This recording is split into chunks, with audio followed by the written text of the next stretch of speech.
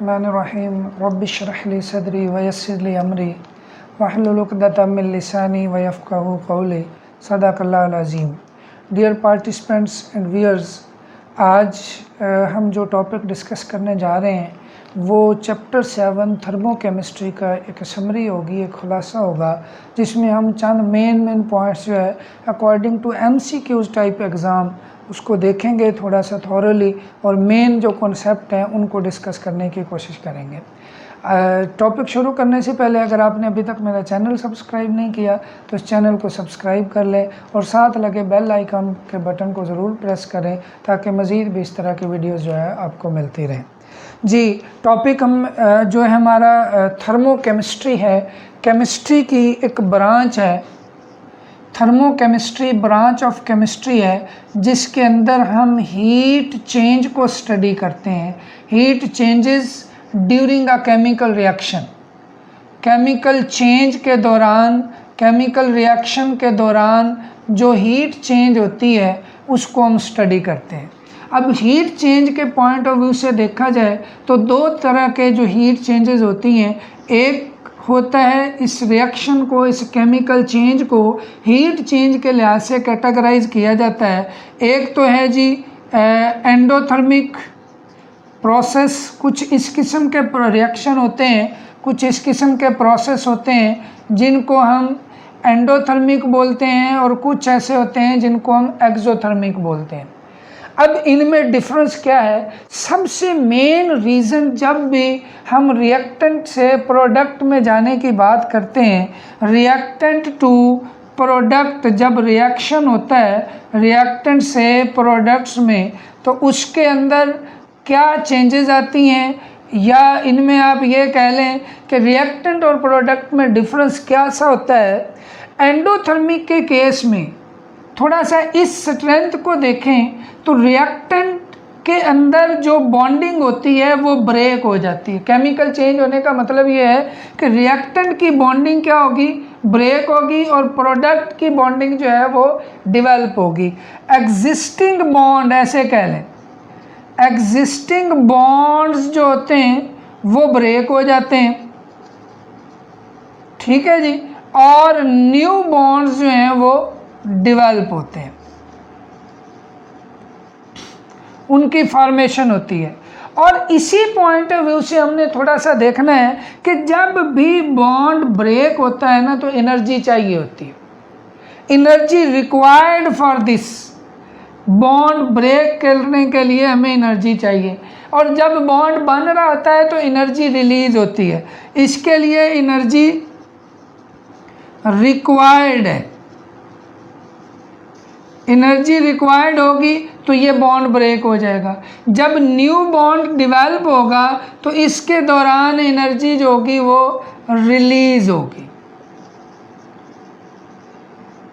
अब इन्हीं चीज़ों से हमने थोड़ा सा इसको कंपेयर करना है कि कब रिएक्शन हमारा एंडोथर्मिक होगा, कब रिएक्शन हमारा एक्सोथर्मिक होगा, या ऐसी कौन सी प्रॉपर्टीज़ हैं कुछ जिसकी बेस पे हम एंडोथर्मिक और एक्सोथर्मिक को आइडेंटिफाई कर सकते हैं।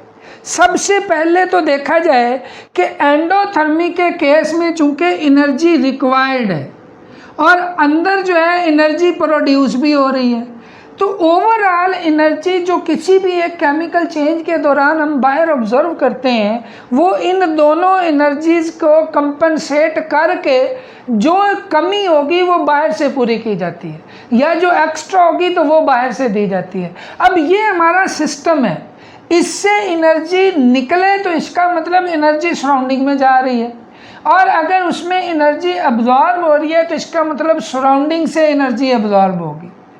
अब अगर हम सराउंडिंग टेम्परेचर की बात करें, या हम पहले स्ट्रेंथ फोर्सेस बॉन्ड के लिहाज से देखते हैं, एंडोथर्मिक रिएक्शन के अंदर ऐसे जिसमें हीट चाहिए होगी, इसका मतलब ये है कि जो अंदर हीट प्रोड्यूस हो रही है ना वो इसकी जो रिक्वायरमेंट है उसको पूरी नहीं कर पा रही, इसलिए ये सारी भी यूज़ हो जाएगी, इससे एक्स्ट्रा वो बाहर से लेगा, और बाहर से लेने की वजह से वो रिएक्शन क्या हो जाएगा, एंडोथर्मिक। इसके दौरान एनर्जी क्या होती है, एब्जॉर्ब होती है, ये लिखा हुआ भी है, एनर्जी रिक्वायर्ड होती है। तो ओवरऑल एंडोथर्मिक के केस में एनर्जी क्या होगी, एब्जॉर्ब होगी। और अगर हम एक्सोथर्मिक की बात करें तो इस दौरान एनर्जी रिलीज होने वाली ज़्यादा अमाउंट में होती है, उसमें से कुछ इधर यूज़ होती है जो इस बॉन्ड को ब्रेक करने की, जो एक्स्ट्रा होगी वो बाहर निकलेगी और बाहर आएगी तो डेफिनेटली उसमें एनर्जी जो है वो रिलीज़ हो रही है। तो हम इस तरह से एक्सोथर्मिक और एंडोथर्मिक को डिफाइन भी कर सकते हैं कि endothermic are those process in which energy is absorbed, energy is required, और एक्सोथर्मिक वो होते हैं जिनमें एनर्जी जो है वो रिलीज होती है। अब स्ट्रेंथ ऑफ बॉन्ड के लिहाज से देखें तो एंडोथर्मिक के बॉन्ड केस में बॉन्ड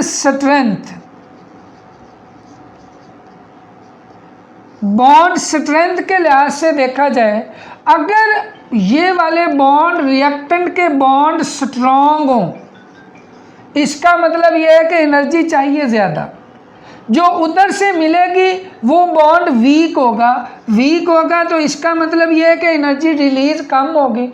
अब जो रिलीज हुई वो भी इधर यूज़ हो जाएगी, तो इसको एक्स्ट्रा भी एनर्जी चाहिए और वो बाहर से लेगा, इसलिए ये एंडोथर्मिक प्रोसेस होगा। तो आप बॉन्डिंग के लिहाज से अगर आप देखें तो आप ये कह सकते हैं कि एंडोथर्मिक रिएक्शन के अंदर रिएक्टेंट की बॉन्डिंग स्ट्रॉन्ग होती है, टूटने वाले बॉन्ड मजबूत होते हैं, नए बनने वाले बॉन्ड वीक होते हैं, इसलिए इससे एनर्जी निकलती कम है, चाहिए ज़्यादा, तो जो निकली वो भी यूज़ होगी, जो एक्स्ट्रा होगी वो बाहर से वो लेगा।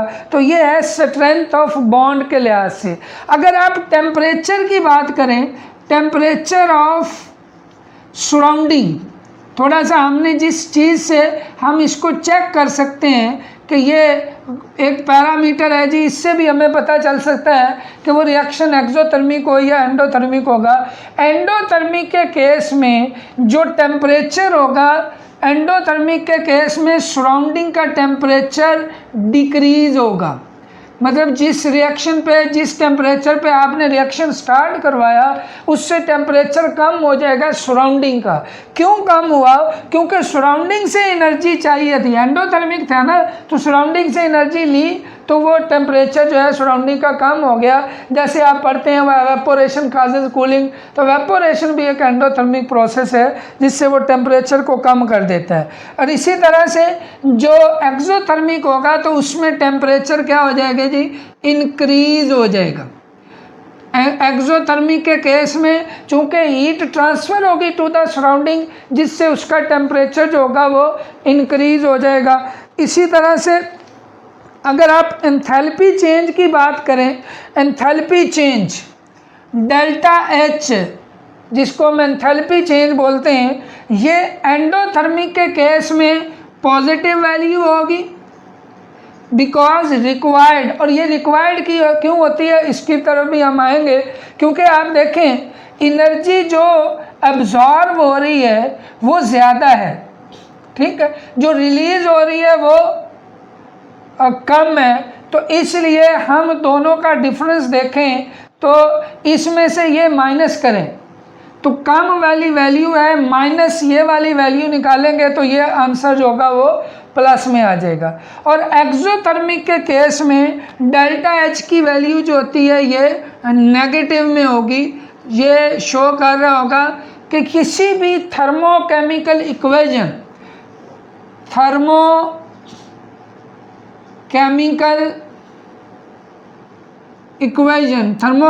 इक्वेशन होती है ऐसा रिएक्शन जिसके साथ हीट मेंशन होती है, उसके साथ वैल्यू जो है वो लिखी हुई होती है। मसलन अगर आप कार्बन ऑक्सीजन का रिएक्शन देखें तो कार्बन प्लस ऑक्सीजन, ये कार्बन डाइऑक्साइड बनता है, साथ डेल्टा एच की वैल्यू लिखी होती है -393.7 किलो जूल पर मोल। तो इसका मतलब ये एक थर्मोकेमिकल इक्वेशन है जिसके दौरान हीट चेंज हो रही है, उसको भी इसके अंदर मेंशन किया हुआ है। तो ये जो डेल्टा एच की वैल्यू माइनस में है, इसका मतलब क्या हुआ कि ये एक एक्सोथर्मिक रिएक्शन है। और अगर डेल्टा एच की वैल्यू पॉजिटिव में हो तो इसका मतलब ये है कि ये एक एंडोथर्मिक रिएक्शन है। इस तरह से आप energy of reactant and product की बात भी कर सकते हैं। देखें, जब भी एंडोथर्मिक रिएक्शन होगा, मतलब इसकी कुछ ना कुछ एनर्जी है, जब वो प्रोडक्ट में चेंज होगा तो ये बाहर से भी एनर्जी ले रहा है एंडोथर्मिक के केस में। तो बाहर से जब वो एनर्जी लेगा तो प्रोडक्ट की एनर्जी बढ़ जाएगी। एंडोथर्मिक के केस में प्रोडक्ट की एनर्जी ज़्यादा होती है, रिएक्टेंट की एनर्जी कम होती है, क्योंकि रिएक्टेंट से प्रोडक्ट में जाते हुए वो बाहर से एनर्जी ले लेता है। और एक्सोथर्मिक के केस में प्रोडक्ट की एनर्जी रिएक्टेंट से कम होती है। वजह यह है कि इसकी जितनी एनर्जी थी जब ये इसमें कन्वर्ट हुआ तो इतनी एनर्जी रिलीज होगी। अब जो रिलीज होगी वो टोटल में कम आ गई, तो लिहाजा प्रोडक्ट की energy is less than the energy of the reactant in exothermic reaction. तो ये थोड़ा सा इसके बारे में था। जनरली हीट के हवाले से आपको पता ही है कि सिस्टम का टेम्परेचर है वो भी चेंज होगा जब हम ये थर्मोकेमिकल इक्वेशन या थर्मोकेमिकल रिएक्शंस हो रहे होते हैं, तो उस दौरान जो है वो हीट अब्जॉर्ब भी हो सकती है, हीट जो है वो रिलीज भी हो सकती है। अब आम तौर पे जब हम एंडोथर्मिक और एक्सोथर्मिक रिएक्शंस की बात करते हैं, थर्मोकेमिकल इक्वेशन का मैंने आपको बता दिया है। अक्सर ये होता है कि कुछ रिएक्शन है उसकी डेल्टा एच की वैल्यू से आपको पता चलता है कि वो रिएक्शन जो है वो एक्सोथर्मिक है या एंडोथर्मिक है। अब इसके साथ कुछ टर्म्स हैं, डेफिनेशंस हैं, उनका आपको पता होना ज़रूरी है। ठीक है, एक तो ये है spontaneous and non spontaneous reactions. Spontaneous and non spontaneous reaction क्या होते हैं जी? स्पॉन्टेनियस रिएक्शंस वो होते हैं ऐसे प्रोसेस जो खुद से हों, नेचुरली अकरिंग, ठीक है। और नॉन स्पॉन्टेनियस जो खुद से ना हो, जिनको करवाना पड़े with the expenditure of energy और वर्क, या किसी भी तरह से उनको ऊपर फोर्स लगाना पड़ती है फिर जाके वो रिएक्शन होते हैं, उनको हम नॉन स्पॉन्टेनियस कहते हैं।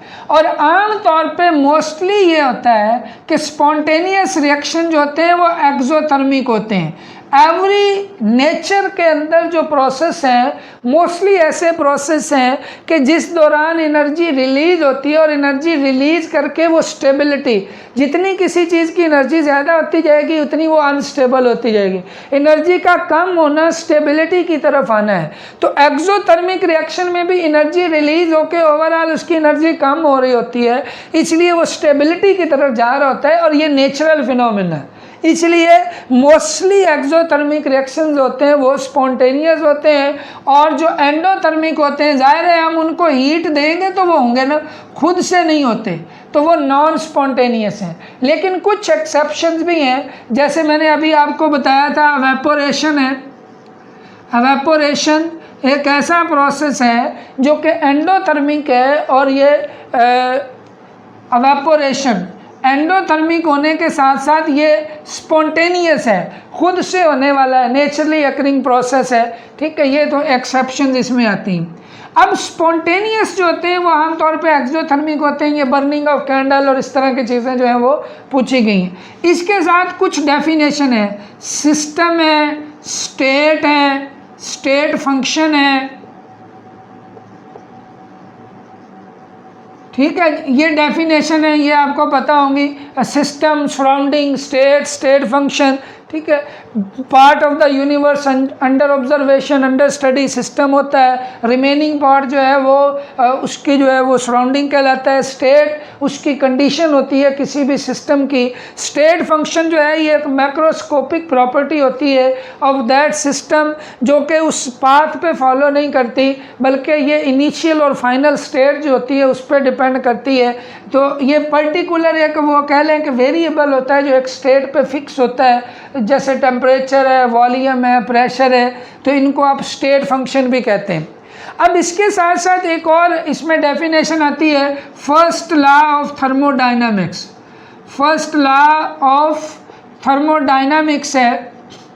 फर्स्ट लॉ ऑफ थर्मोडायनामिक्स क्या है कि एनर्जी जो है, energy of the universe is conserve energy ना तो पैदा होती है ना फना होती है, बल्कि एक फॉर्म से दूसरी फॉर्म में चेंज हो जाती है।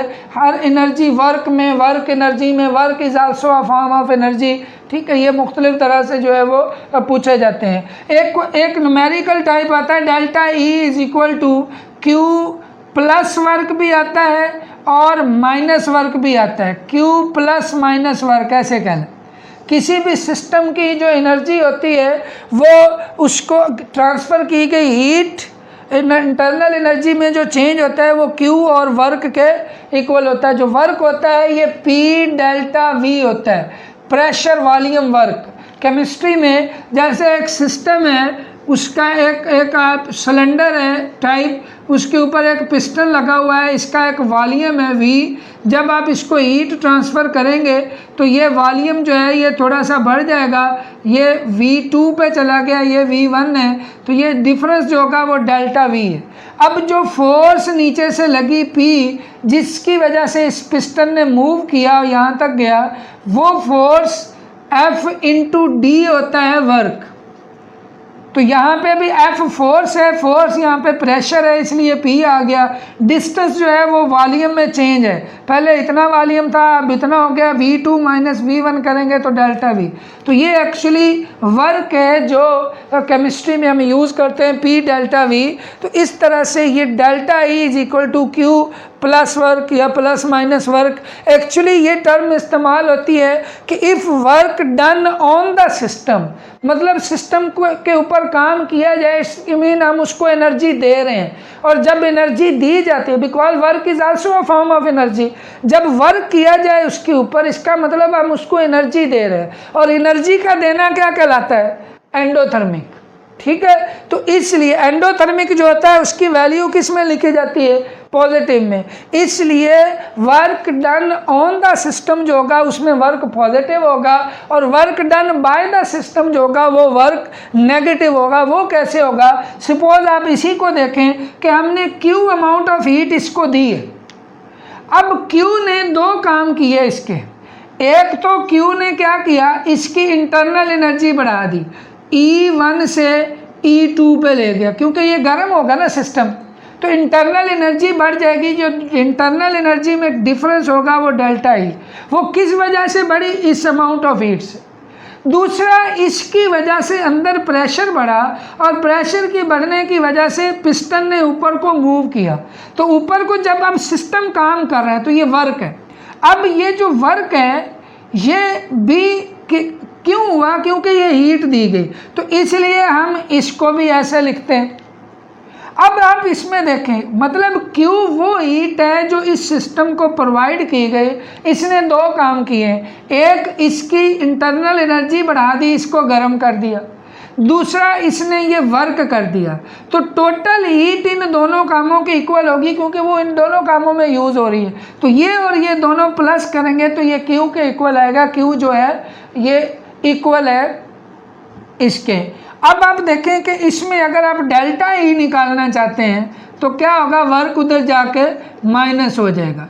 अब ये माइनस क्यों हुआ? क्योंकि सिस्टम ने वर्क किया है, हमने उसको हीट प्रोवाइड की, उसने वर्क किया, ये वर्क माइनस में आ गया। अगर इसके ऊपर वर्क किया जाता तो फिर वर्क जो था वो पॉजिटिव में लिखा जाना था।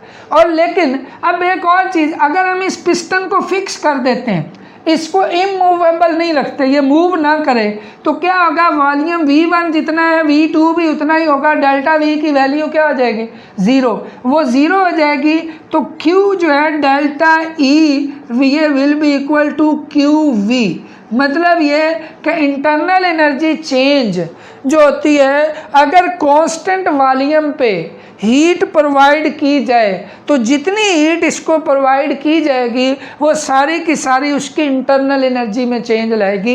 ये भी, इसको भी आप एक तरह का जो है वो कह सकते हैं फर्स्ट लॉ ऑफ थर्मोडायनामिक्स की एक मॉडिफाइड फॉर्म है, जो इसको हमने उससे डिराइव किया है। एक चीज़ और इसमें आती है एंथैल्पी। एंथैल्पी क्या होता है? Total heat content of the system. अब total heat content of the system जो होता है उसमें उसकी ऑल द इंटरनल एनर्जी क्या होता है? All possible kinds of energy जो इस सिस्टम के अंदर होती है उसको इंटरनल एनर्जी बोला जाता है।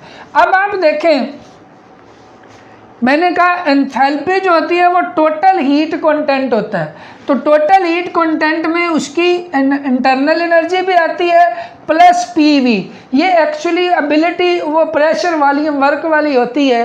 अब इसके अंदर चूंकि ये एक पैरामीटर होता है डेल्टा एच, इसका हम डिफरेंस लेते हैं तो delta H V becomes equal to delta E plus delta P V. अब इस केस को हम थोड़ा सा मॉडिफाई भी करते हैं, delta H will be equal to delta E plus. अब देखिए दो चीज़ें एक दूसरे के साथ रिलेट करती हैं। अगर हम एक पैरामीटर को देखना चाहते हैं तो दूसरे को हमें कांस्टेंट करना पड़ेगा।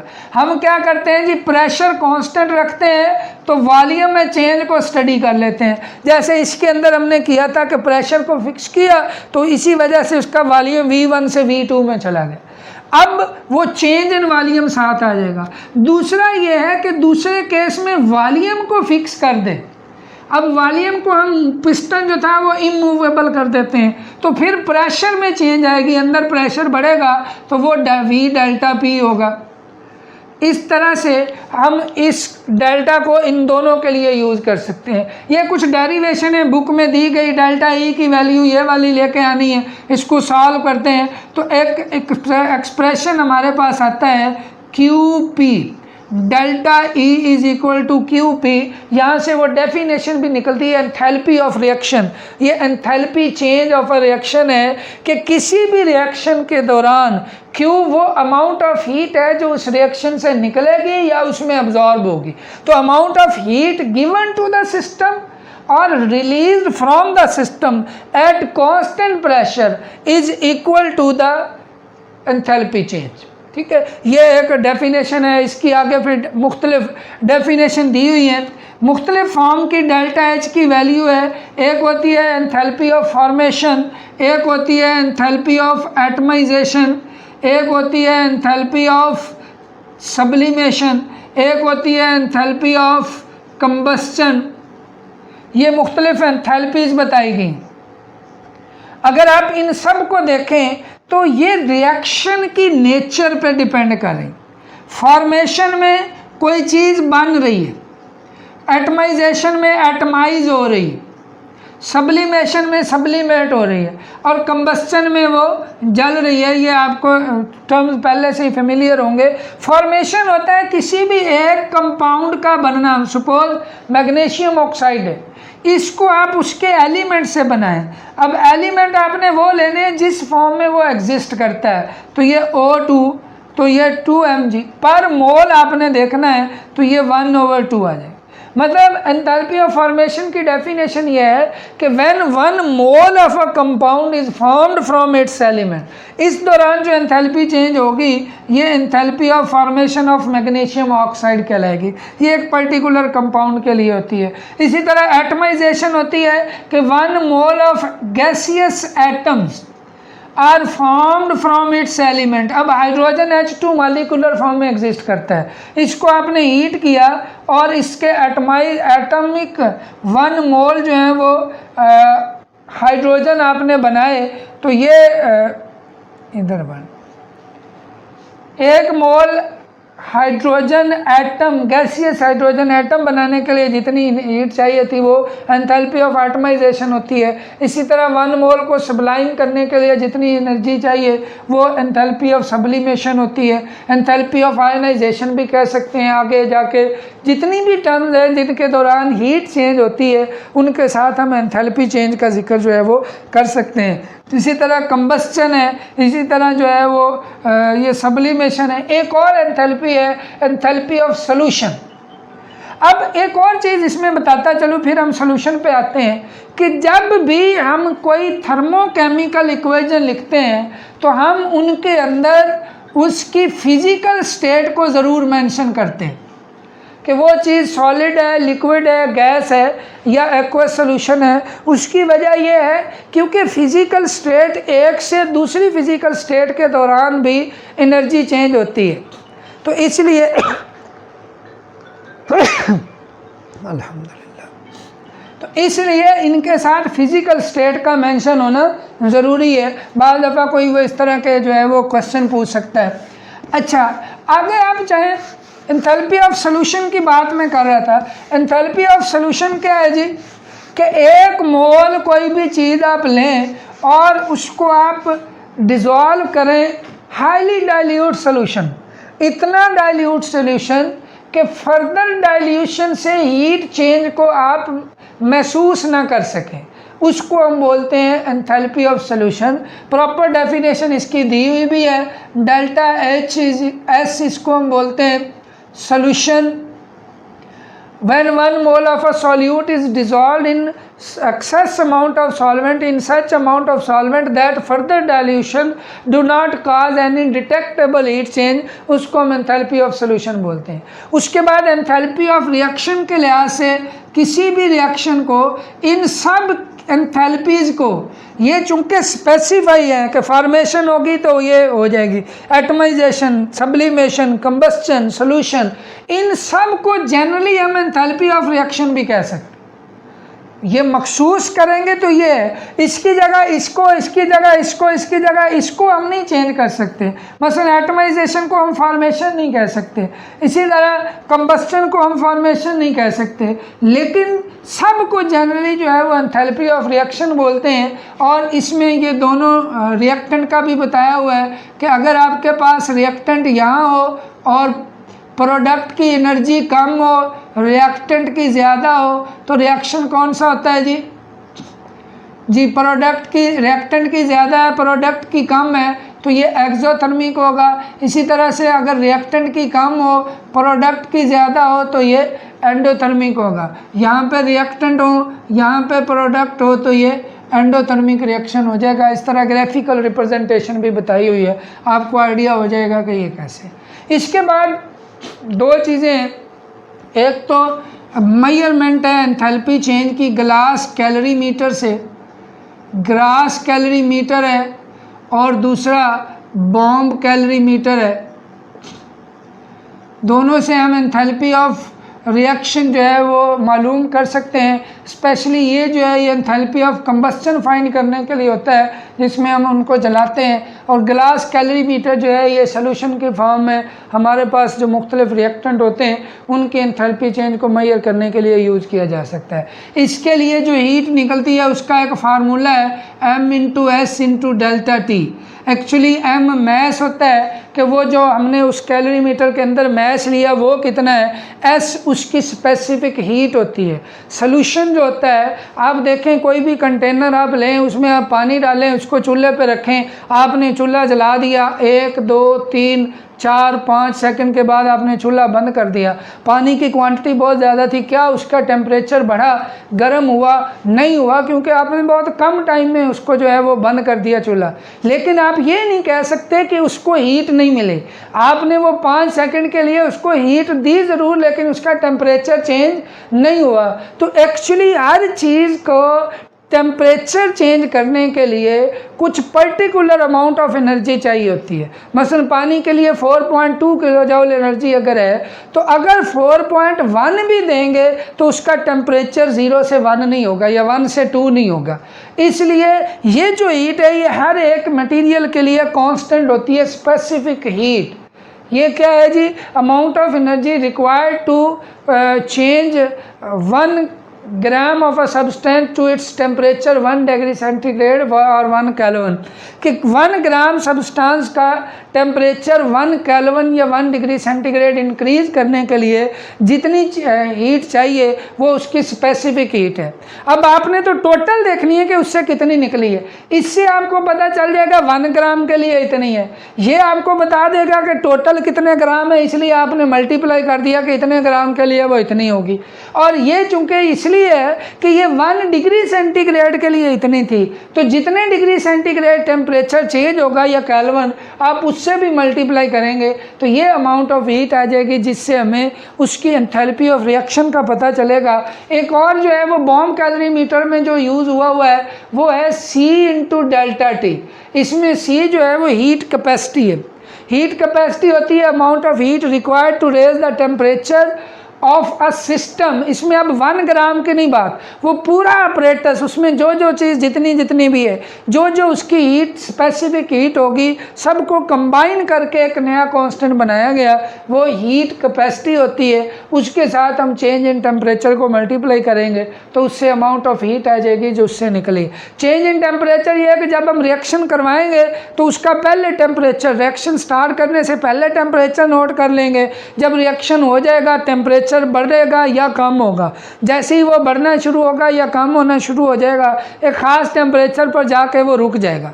तो वो जो फाइनल टेम्परेचर होगा उसमें से इनिशियल टेम्परेचर माइनस कर देंगे तो डेल्टा टी की वैल्यू आ जाएगी हमारे पास। और इसी से हमें पता चलना है कि वो रिएक्शन एक्सोथर्मिक है या एंडोथर्मिक है, कि अगर टेम्परेचर कम होना शुरू हो गया है तो इसका मतलब रिएक्शन एंडोथर्मिक है, और अगर टेम्परेचर बढ़ना शुरू हो गया तो इसका मतलब रिएक्शन जो है वो एक्सोथर्मिक है। ये एक तो इसका बताया हुआ है उनकी मेजरमेंट के हवाले से। बाकी जनरली उसमें रीडिंग है थोड़ी बहुत, वो आप कर लेंगे। इसके साथ एक जो है वो हेसेस लॉ है। हेसेस लॉ क्या है जी, कि अगर एक रिएक्टेंट, सपोज एक रिएक्टेंट ए है, उसको आप डी में कन्वर्ट करते हैं, इस दौरान एंथैल्पी चेंज होती है डेल्टा एच। अगर यही काम, मतलब रिएक्टेंट यही हो, प्रोडक्ट यही हो, लेकिन रिएक्टेंट से इस प्रोडक्ट में जाने से पहले आप किसी और चीज़ में कन्वर्ट करते हैं इसको, फिर बी को किसी और चीज़ में कन्वर्ट करते हैं और इसको फिर डी में कन्वर्ट करते हैं, तो इस दौरान जो ये पहला स्टेप था ये डेल्टा एच 1, इसकी एंथैल्पी चेंज डेल्टा एच 1, इसकी एंथैल्पी चेंज डेल्टा एच 2, इसकी एंथैल्पी चेंज डेल्टा एच 3। तो ये जो है हेसेस लॉ ये कहता है कि सिंगल स्टेप में जो एंथैल्पी चेंज होती है will be equal to the all the step, sum of all the enthalpies, delta H 1 plus delta H 2 plus delta H 3। मतलब ये है कि रिएक्टेंट और प्रोडक्ट अगर सेम हो तो चाहे वो रिएक्शन एक स्टेप में जाए, चाहे वो रिएक्शन एक से ज़्यादा स्टेप में जाए, उसी प्रोडक्ट तक जाए, तो तमाम स्टेप्स की एंथैल्पी चेंज को प्लस करें तो वो सिंगल स्टेप वाली एंथैल्पी चेंज के इक्वल आती है।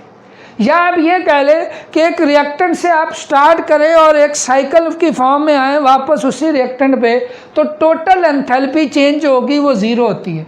वजह यह है कि आपको ये पता होना चाहिए ए से डी में कन्वर्ट करने के लिए अगर रिएक्शन एंडोथर्मिक है तो डी को वापस ए में कन्वर्ट करने के लिए रिएक्शन एक्सोथर्मिक होगा, बिल्कुल सेम उसी अमाउंट में। जैसे आप पढ़ते हैं वो फोटोसिंथेसिस और रेस्पिरेशन, तो फोटोसिंथेसिस से जितनी एनर्जी अब्जॉर्ब हो जाती है, रेस्पिरेशन से उतनी ही एनर्जी रिलीज होती है, क्योंकि वही रिएक्शन जो है वो उलट दिया जाता है। पहले में कार्बन डाइऑक्साइड और वाटर मिलकर ग्लूकोज बनाते हैं और ऑक्सीजन बनाते हैं, फिर रेस्पिरेशन में क्या होता है कि ग्लूकोज और ऑक्सीजन मिलकर दोबारा कार्बन डाइऑक्साइड और वाटर बनाते हैं। तो दोनों में एंथैल्पी चेंज, आप कार्बन डाइऑक्साइड वाटर से शुरू करें, ग्लूकोज पे जाएं और ग्लूकोज से फिर कार्बन डाइऑक्साइड वाटर पे आए, तो ओवरऑल एंथैल्पी चेंज जो है अकॉर्डिंग टू हेसेस लॉ वो ज़ीरो होती है। ठीक है, अब इसमें भी ऐसे ही है।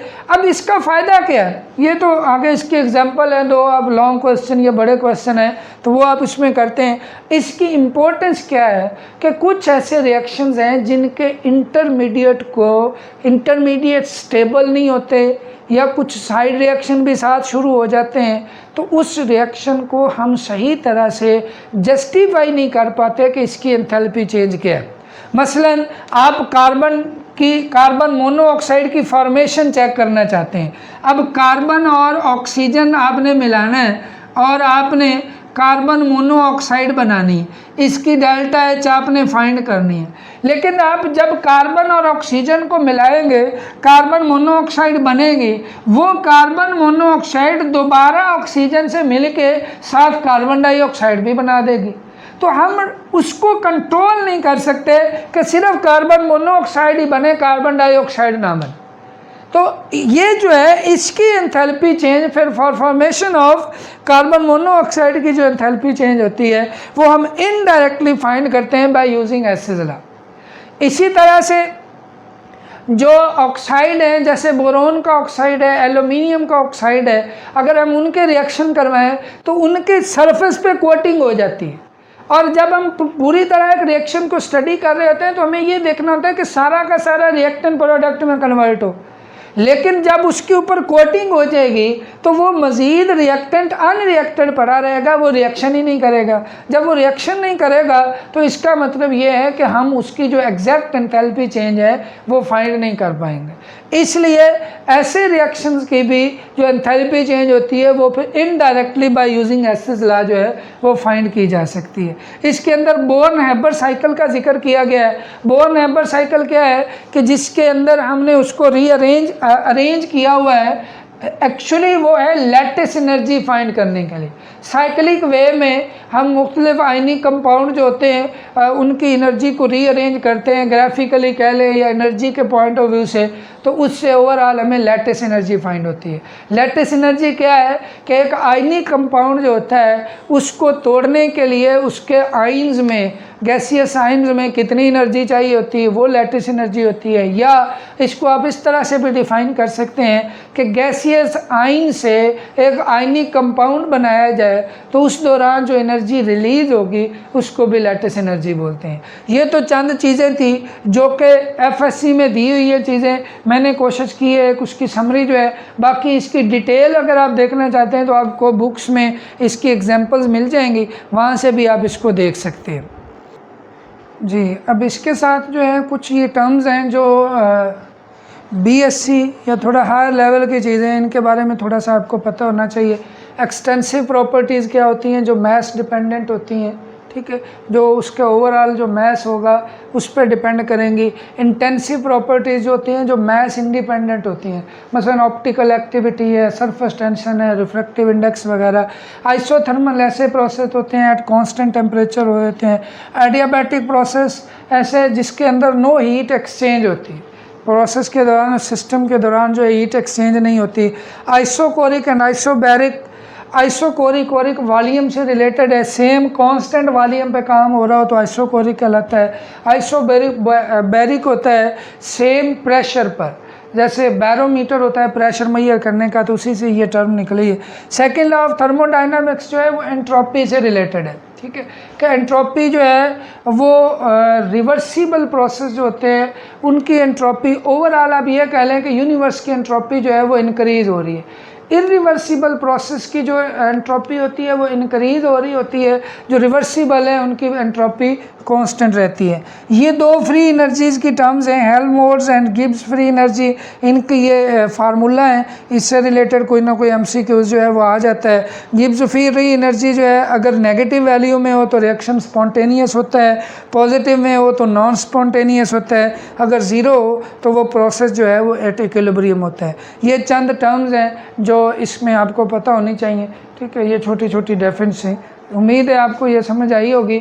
अगर वीडियो अच्छी लगे तो इसको ज़रूर लाइक एंड शेयर करें। Thank you very much.